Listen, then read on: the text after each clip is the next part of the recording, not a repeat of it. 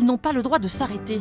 C'est la règle dans ces marathons de danse, des concours qui se déroulaient aux États-Unis après la Grande Dépression de 1929. On sourit pour le public. Des pauvres, des affamés qui dansaient pour gagner de l'argent.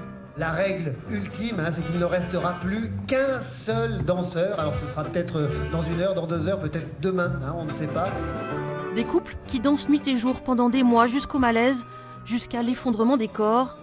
La chorégraphe Eugénie Andrin en a fait le sujet de sa création. 7, 8 dégouline, 1, 2, 3.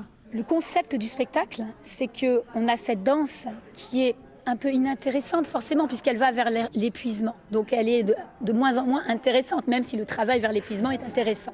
Mais je me suis dit, comment je vais faire pour apporter une danse qui peut être plus créative, pour aller au-delà, voilà, une danse peut-être plus aboutie. Et je me suis dit, on va rentrer dans les pensées de chaque participant.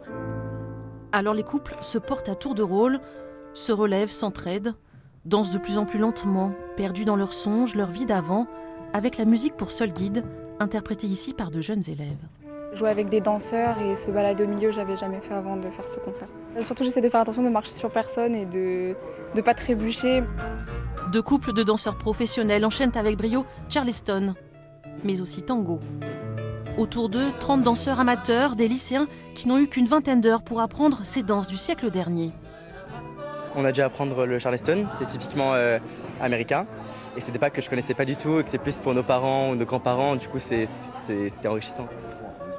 Pas le temps de souffler, de se reposer, les muscles souffrent, mais il faut se relever et évacuer ceux qui ne tiennent pas jusqu'au bout de cet interminable marathon.